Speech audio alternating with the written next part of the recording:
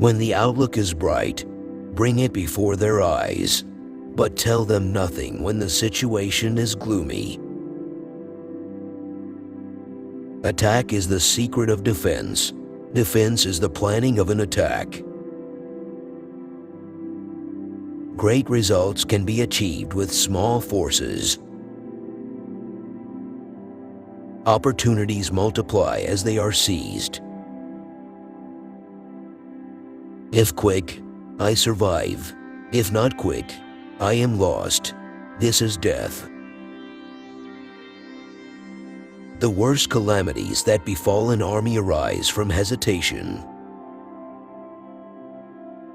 If you fight with all you might, there is a chance of life, whereas death is certain if you cling to your corner. Do not swallow bait offered by the enemy. Do not interfere with an army that is returning home. We cannot enter into alliances until we are acquainted with the designs of our neighbors. When your army has crossed the border, you should burn your boats and bridges in order to make it clear to everybody that you have no hankering after home. Ponder and deliberate before you make a move. Rewards for good service should not be deferred a single day. Begin by seizing something which your opponent holds dear. Then he will be amenable to your will. If his forces are united, separate them. Move not unless you see an advantage. Use not your troops unless there is something to be gained. Fight not unless the position is critical. It is only the enlightened ruler and the wise general who will use the highest intelligence of the army for the purposes of spying, and thereby they achieve great results. Convince your enemy that he will gain very little by attacking you. This will diminish his enthusiasm. To fight and conquer in all our battles is not supreme excellence. Supreme excellence consists in breaking the enemy's resistance without fighting. To know your enemy, you must become your enemy. Treat your men as you would your own beloved sons, and they will follow you into the deepest valley. When the enemy is relaxed, make them toil. When full, starve them. When settled, make them move. So, in war, the way is to avoid what is strong and strike at what is weak. To win 100 victories in 100 battles is not the acme of skill. To subdue the enemy without fighting is the acme of skill. Thus, the expert in battle moves the enemy and is not moved by him. There is no instance of a nation benefiting from prolonged warfare. Who wishes to fight must first count the cost. Water shapes its course according to the nature of the ground over which it flows. The soldier works out his victory in relation to the foe whom he is facing. The supreme art of war is to subdue the enemy without fighting. Appear weak when you are strong, and strong when you are weak.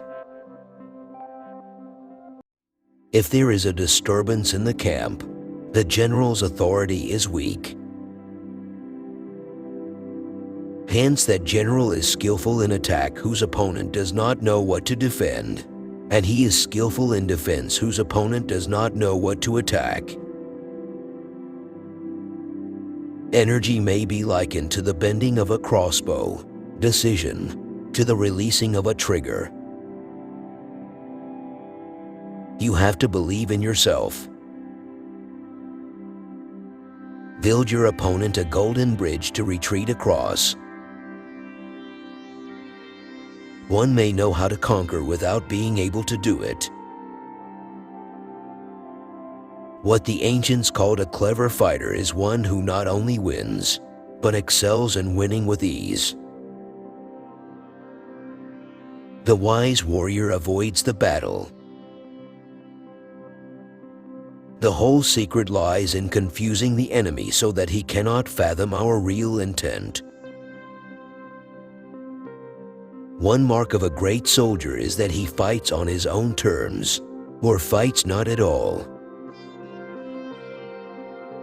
If the mind is willing, the flesh could go on, and on without many things. Wheels of justice grind slow but grind fine.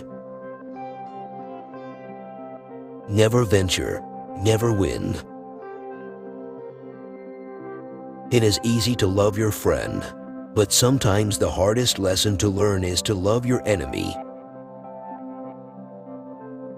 Be where your enemy is not. Who does not know the evils of war cannot appreciate its benefits. Plan for what it is difficult while it is easy. Do what is great while it is small. The opportunity of defeating the enemy is provided by the enemy himself. He will win who knows when to fight and when not to fight. In the midst of chaos, there is also opportunity. Victorious warriors win first and then go to war, while defeated warriors go to war first and then seek to win. The greatest victory is that which requires no battle. Quickness is the essence of the war. Even the finest sword plunged into salt water will eventually rust. He who is prudent and lies in wait for an enemy who is not will be victorious. To secure ourselves against defeat lies in our own hands, but the opportunity of defeating the enemy is provided by the enemy himself.